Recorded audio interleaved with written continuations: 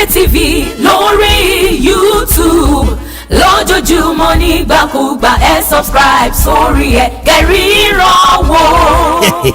a ò ní fojú wa rí ní tí ò dáa. tá a bá fẹ́ wo múvì tàbí mísíkà tó jáde tó halẹ̀ tó mẹlẹ̀ títì tó stand out yàtọ̀ lórí YouTube DAMJayTV ni ẹ kílíkì sórí ẹ̀ lórí YouTube kẹ́ ẹ fojú ló ń jẹ ayọ̀ jẹ àwa kì í ṣe ṣá. don't ever doubt it. síbẹ̀ confam làwọn iṣẹ́ tó ń jáde lórí ìkànnì DAMJayTV. ó máa ń tẹ́ẹ̀kì gan ni. múvì lẹ fẹ́ wò ní tàbí fíìsìdì olórin ńláńlá bíi Life Olúayé K1 The Ultimate. tó ẹ máa wọn múvì tá a gbé jáde báyìí bíi ọmọ olùṣọ́, ìyá àgàn, ìbínú erelu, ọmọ ọgbọ́n, kàkàdí ẹ̀ka dákẹ́ni lórí ìkànnì wa DAMJayTV. bó ṣe ń lọ là ń tẹ̀lé ẹ ó máa gbádùn wa yàtọ̀ ẹ gbà bẹ́ẹ̀. DAMJayTV lórí YouTube lójoojúmọ́ nígbàkúgbà subscribe sórí kẹ́ríran wò.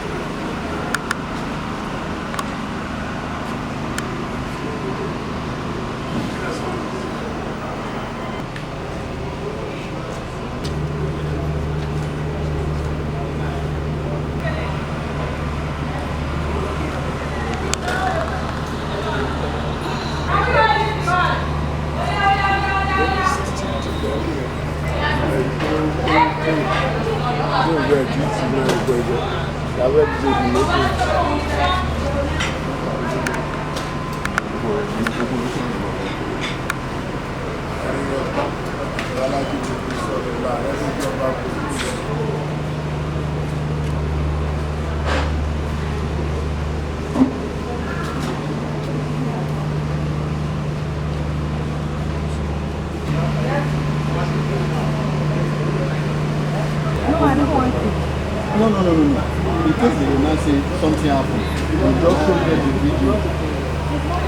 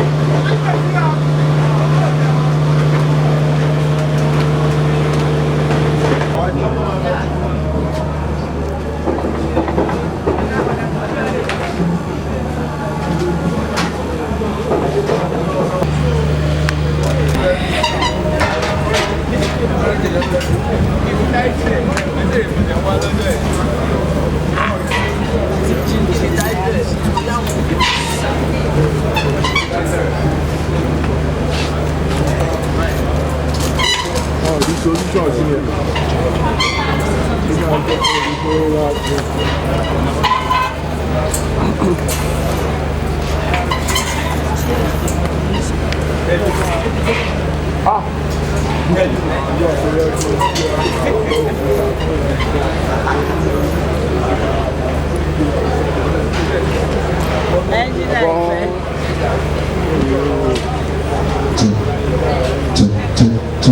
Consistent over the years with good deeds. I'm talking about no other person, ladies and gentlemen, but the Are Babalaje of the Solo Kingdom himself, my own big daddy, my own father, a father to many, uncle to many, and of course, a man that we all love and we are all here gathered to celebrate. Talking about Olare Abiodun, Chicago. Without taking too much of your time, we'd like to tender our sincere apologies for starting a bit late. It's actually due to the fact that we need to see to your comfortability. Working with me this wonderful afternoon, I have on the wheel of steel, ladies and gentlemen, one of the best DJ jockeys around, talking about superstar DJ Nifty. And of course, to deliver music today, the music maestro himself, talking about King Masha himself, who doing justice to music. And of course, very shortly, you will hear from a legend himself when it comes to chanting. And I'm talking about my own father, Daddy Ajobiewe. To take us further, ladies and gentlemen, I would like to hand over to Daddy Ajobiewe as he has the next few minutes for us at this event. Ladies and gentlemen, one more time, on behalf of the celebrants, I would like to say a very big thank you to everybody for coming. It promises to be beautiful, it promises to be short, it promises to be engaging, it promises to be worth your time. We do not take your presence for granted, ladies and gentlemen. Ní báyìí, màá fà wálé bàbá mi Ajobiewe lọ́wọ́ fún. Ewé dá mi lóhùn ojàre, ọmọ mi wù mí dá mọ́láwọ̀ rírọ̀ ní ti ṣọ̀nà. Àrẹ̀mú sòbí àti mọ́kànlẹ́kàn ti mú yàwó lábẹ́. Ọmọ mi wù mí á ní kí kálukú sọ̀rọ̀ ẹ̀ lọ́tọ̀ ní àjọ̀nú èèyàn ti gbẹ̀yìn àjẹ́wò. Ládé dá mi lóhùn ojàre, ládé mi wà áìrè, ọmọ ajólóore tọ̀tọ̀ èpè wọ́ òpẹ́ni àìṣẹ́. Èpè nínú ìpẹ̀lì tí ó ṣẹ nílé bàbá tó dé lọ́mọ, èsì àìdógbò máa kò ó yìí. Èsì àìdógbò ẹ̀ máa fọ̀rùn yọ̀ mí ládé gbogbo wa níjọ́ lọ. Eléṣe dá mi lóhùn ojàre, ọ̀sán ládé lẹ́yìn àwọn òfẹ́ fòrù lọ, eléṣe àìdígbọ́rọ̀.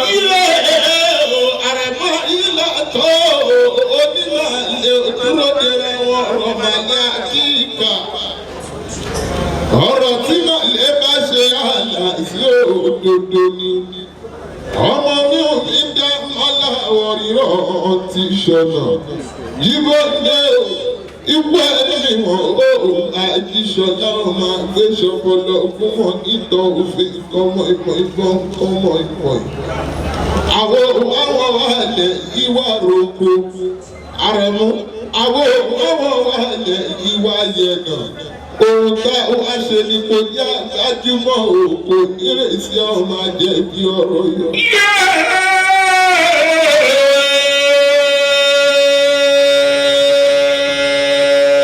Lónìí mo kọ́kọ́ rí ìgbàgbọ́ lọ́ba. Ọba ṣẹ̀dá ayé ọba ṣẹ̀dá ọ̀run. Ọlọ́run aláwùrà mi dákun wọn padà lẹ́yìn ẹ̀mí kankan nù gbogbo Ajobiewe ní Àrẹ̀mú abala sí àgbà. Ìgbọ́nà tó ọ̀nà gbọ́nà ṣé ọ̀rọ̀ kan wọ́jà ìgbọ́nà tí mo tọ̀ ètò débi o. Ìbà yìí bàbá ìbẹ̀ yìí yèyé. ìbọkùnrin ìbobìnrin ìbọmọdé ìbàgbàlagbà ìbónílé ìbàlejò.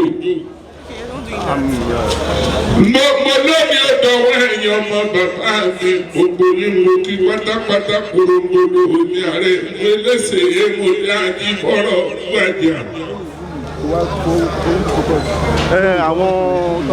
ọ̀rí lónìí.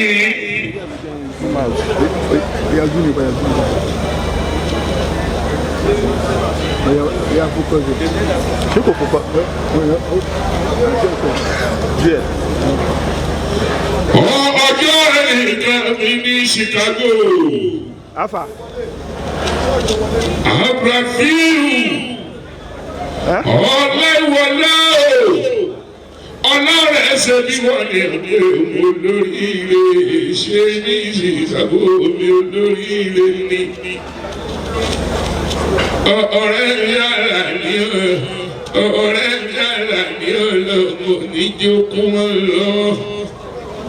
Abiodun Alani ọjọ́ sọdún ní ká tó jọ ṣe ní ìtòwó tọmọta ní kúbalẹ̀ ìmọ̀rọ̀. wàá pẹ́ bí wọ́n ti pẹ́ láyé. òní tètè kú lágbára olódùn mọ́rẹ́ ọba lágbára ọlọ́mọba. ikú òní ní ọgbà lọ́wọ́ mi ìlàyé alámúra bí ọlọ́mọ oníjẹ́kọ́ kú mọ́ lójú. Abiodun Alani lẹ́ọ̀sì sáàgó mi. Abiodun Alani ṣe bí wọ́n ní pé mú lábì yọ marókè mú. Kùlẹ̀ àwọn olókè méjì ìtakọ̀tàbò lórí ara wọn. Nígbà kan jálulẹ̀ lókù kan nìkan tó kún bàbá yìí kúkú ń bọ̀lé bàbá tó bí ọlọ́mọ. Òkè lábọ́ bá kún ní rábì yìí ilé. Tani ó bàbá rẹ̀ ní àgbà bàbá rẹ̀ lọ́mọ ẹni kò yọ ọmọ àgbà yòó. Máa wọlé mọ́ rọra. Ó ṣe mo dúpẹ́ o bàbá mi.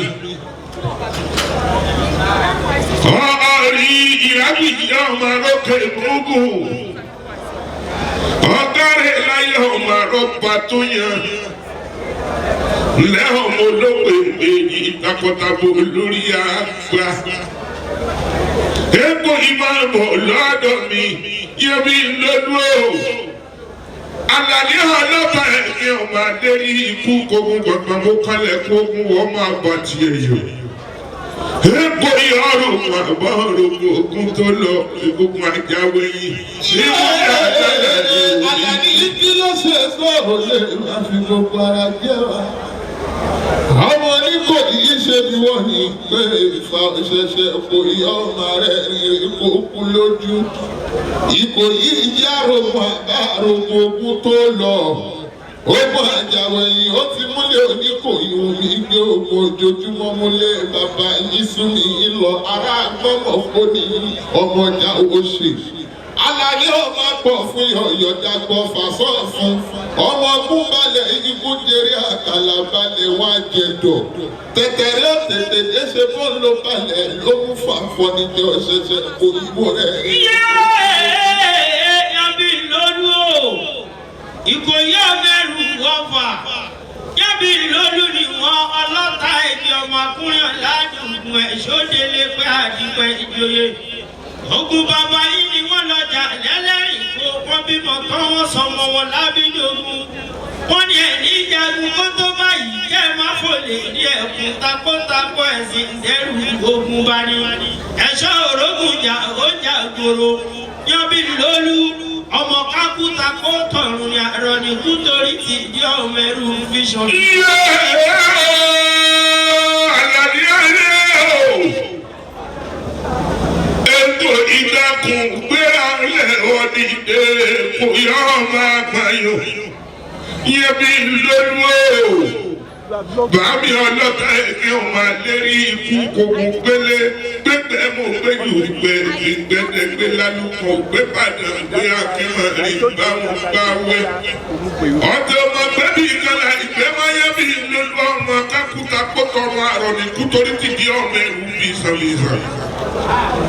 Ọmọ bẹ́ẹ̀ bàbá yín lọ́mọ pọ́nyọ ọmọ gbẹ̀ngbẹ̀ng tó ní mẹ́sílẹ́sì ọ̀run gbágbágbá sọmọ pé kò jẹ́ kẹ́sì oní Ìkòyí ó lè dòkó ọdún èsì Oníkòyí fẹ́ dòkó làwọn mí sẹ́kẹ́sẹ́kẹ́ Ìkòyí ọmọ àgbọ̀nyún yẹ́bi lólu lẹ́ọ̀dọ́ta ẹ̀mí ọmọ adérí ikú kókó dùgbẹ̀dùgbẹ̀ ni wọ́n lù wá Àlàní kí ló ṣe tó olè máa fi gbogbo ara jẹ́ wá.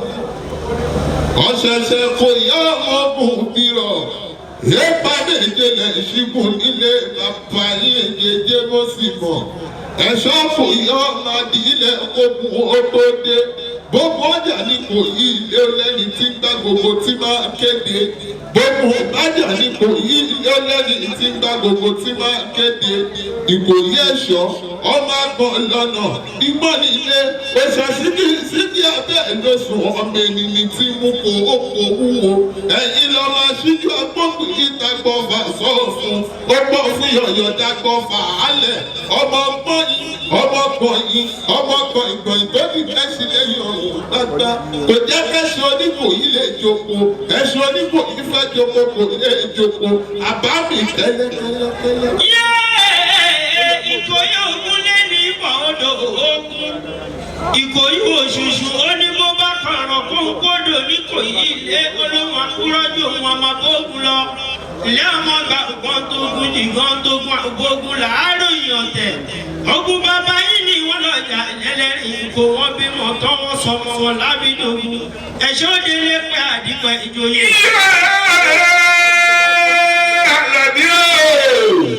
Ìkòyí ṣe bá ọmọ òwe mi ní orí pa méje lásìkò lé bàbá tó bí ọlọ́mọ kékeré rí mo sì mọ̀ alápásá ogun ní lọ ọlọ́mọ ìṣìlò ogun ní lọ eré pínlẹ̀pínlẹ̀ ogun ní lọ balakosuwájú ọlọ́fà tẹ̀lé eré pàdánù alákàtàkó oníṣọ́mọ kan yìí ogun ọ̀sẹ̀sẹ̀ Ìkòyí ogun òbí rọ ọ̀sẹ̀sẹ̀ Ìkòyí mo rẹ́ni lè kókú lójú ẹlẹ́gbàmọ̀sán lè ní tó ogun lè kókó àrọ̀ ni mo ta ká gbáríwọ̀ ọ̀run ọ̀rọ̀ Ìkòyí ọ̀rọ̀ ọmọjà ó jà ìkoro àádọ́jọ Ìkòyí nílé mọ́ alákòóta bínà ó kó bàbá yìí lọ sójú ogun ló pa wọ́n ni wọ́n fi ta ẹ̀dọ́ta ẹ̀dínsùnlé ẹ̀dínsùnta èjì tó kù lẹ́ẹ̀rí mọ́ lórí jápó dẹ láfi wọ́n máa fún fẹ́ yẹn mú jẹ́ kiri ọmọ gún balẹ̀ igun torí àkàlà balẹ̀ àjẹdọ̀ tẹ̀tẹ̀rẹ̀ ó tètè dé ló balẹ̀ mú fún akọ́nijẹ́ ìfọwọ́sowọ́sowọ́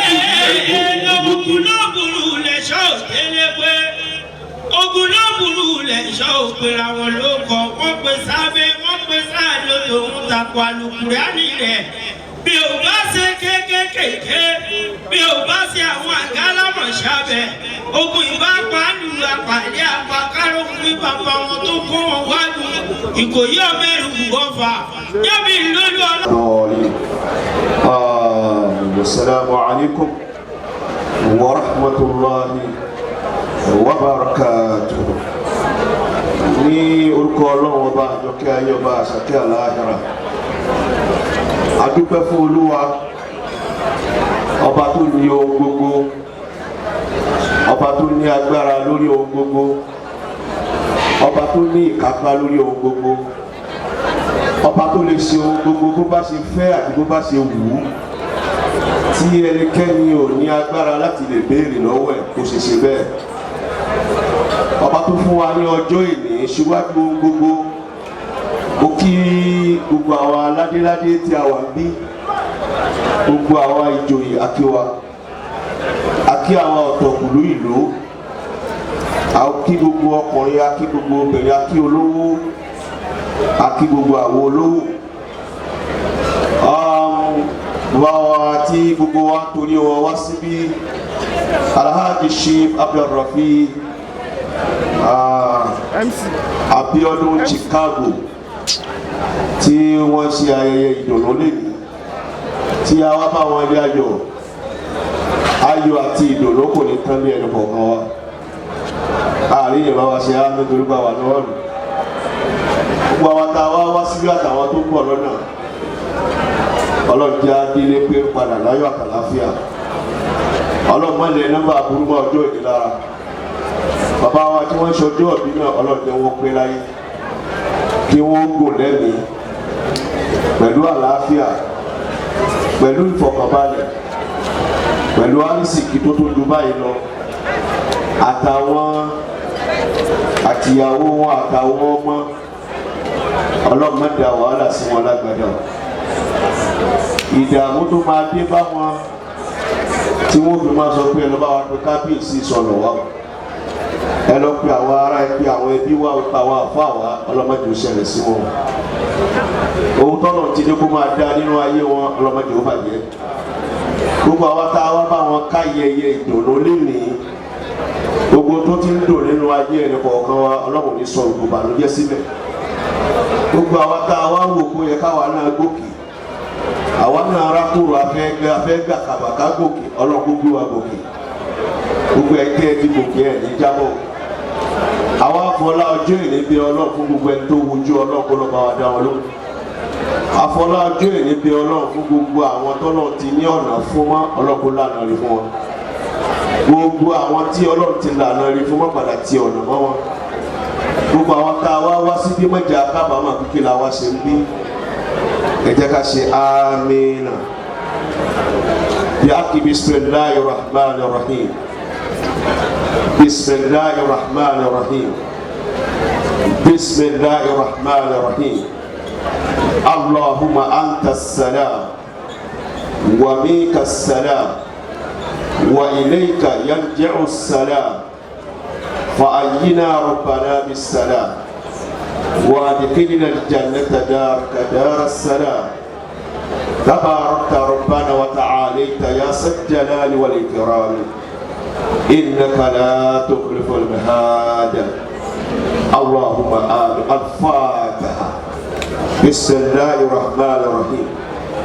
الحمد لله رب العالمين الرحمن الرحيم مالك يوم الدين إياك نعبد وإياك نستعين اهدنا الصراط المستقيم صراط الذين أنعمت عليهم غير المغضوب عليهم ولا الضالين آمين سبحان ربك رب العزة عما يصفون والسلام على المرسلين والحمد لله رب العالمين.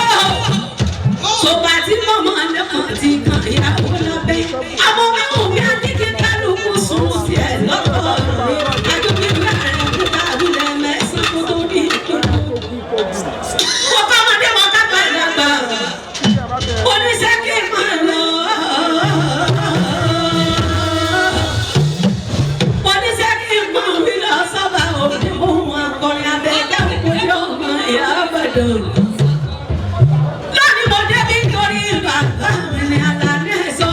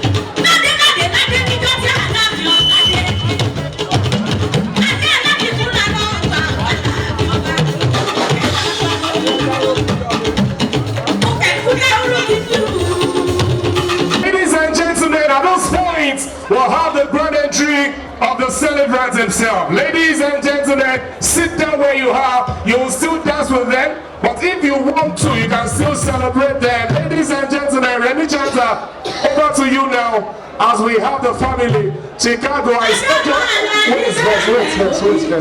He has got busy again. Chicago, 5 minutes, please. Chicago, just borrow me 5 minutes, please. He has gone busy again. What do we do now? What do we do? What do we do? He's very busy.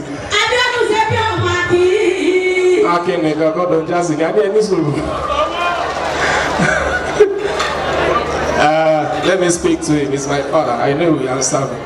Sorry. Just sorry.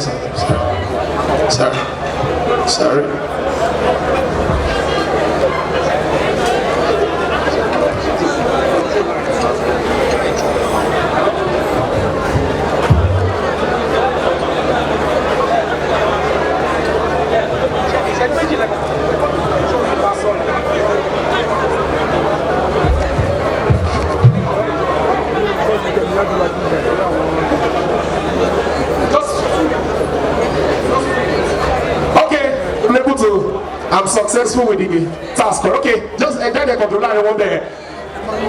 Please, if you are not an official photographer or videographer for this event, please leave here now. Please. If you are not an official photographer or videographer, please leave here now.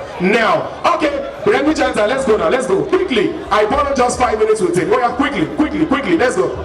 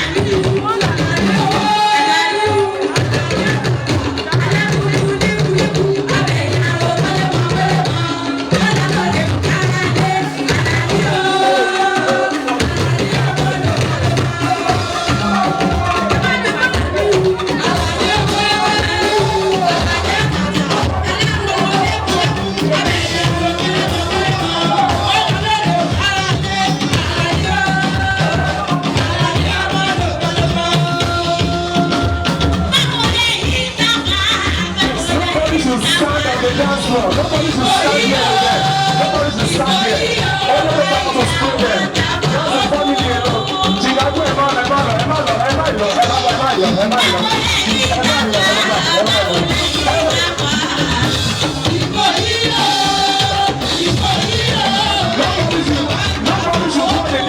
Nobody should be on the dance floor, please. Chicago, put your hands up. Give me 3 more minutes. 3 more minutes. 3 more minutes.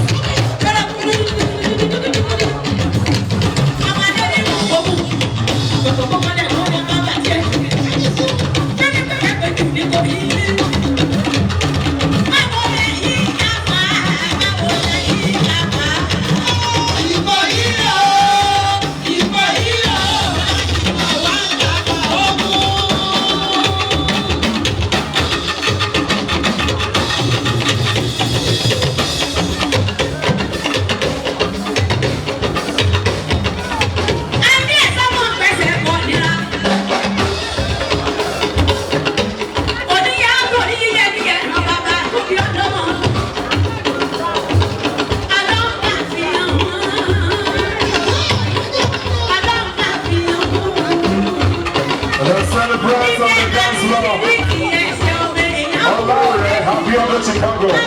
Alright, DAMJAY solo. 3 more minutes. Chicago for 3 more minutes. I know you are very busy, but 3 more minutes. If you are not spraying, I want to see you on the dance floor. If you are not spraying, I don't want to see you on the dance floor, please. Thank you.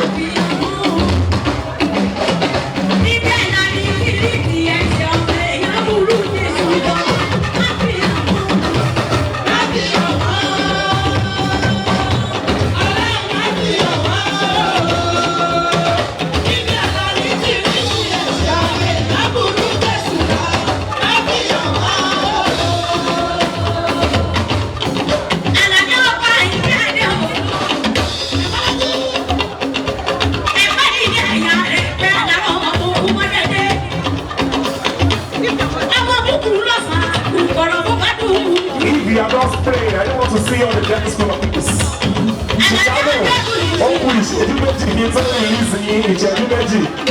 Chicago, Chicago,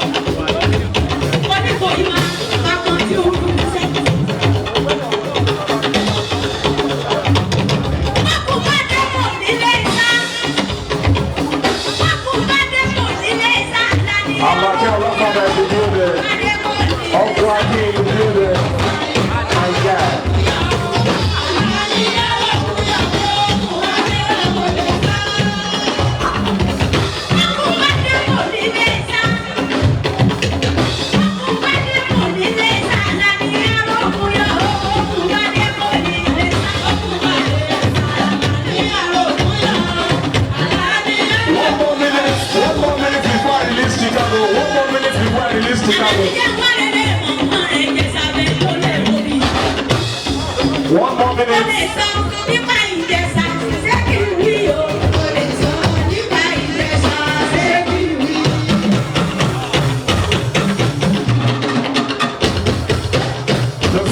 On the dance floor. 1 more minute and I'll release it. I know it's very busy. 1 more minute, I'll release it.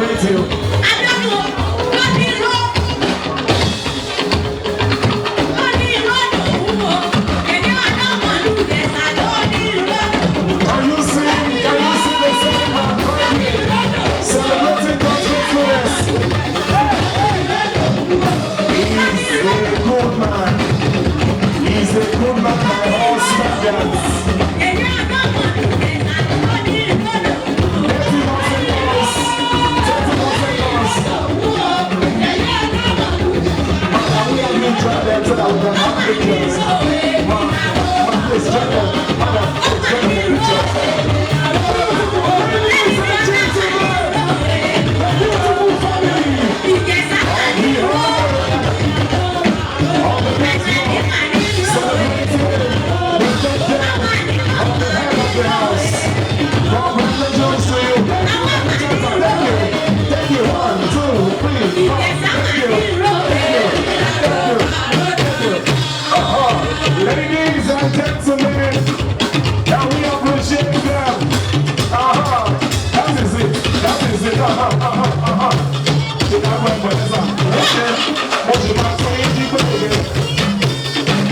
Thank you.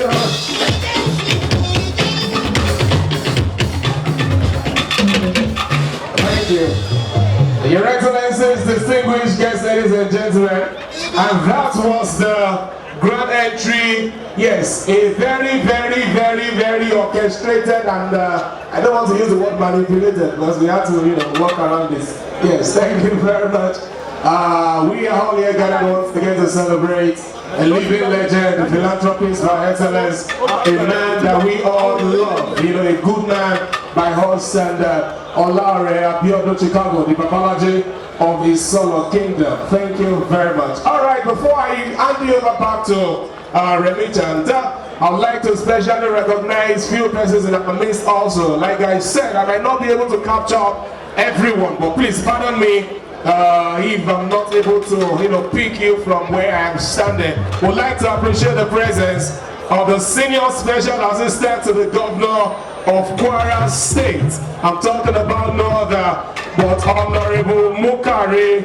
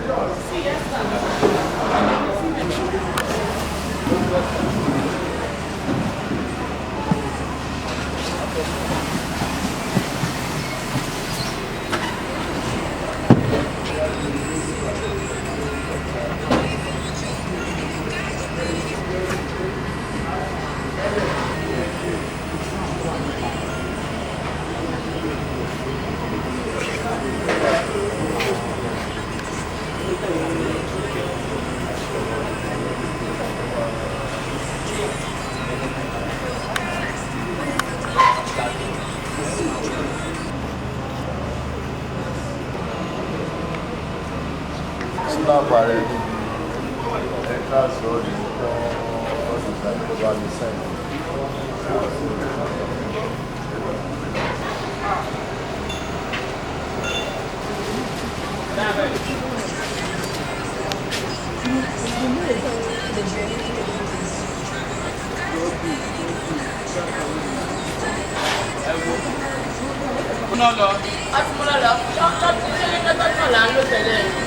Bẹ́ẹ̀ni.